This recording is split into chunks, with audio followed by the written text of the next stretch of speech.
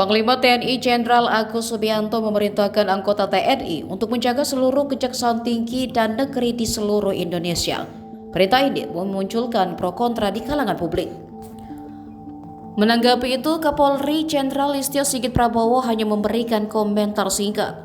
Dilansir dari Kompas.com, Kapolri ditemui di kantor Kementerian Hukum, hanya menegaskan bahwa sinergi Polri dan TNI semakin baik. Sebelumnya, Panglima TNI Jenderal Agus mengeluarkan perintah penguatan pengamanan terhadap Kejati dan Kejari. Sementara itu, Indonesia Police Watch menilai langkah TNI menjaga Kejati dan Kejari melanggar konstitusi karena seharusnya urusan keamanan adalah wilayah kerja Polri dan bukan tentara.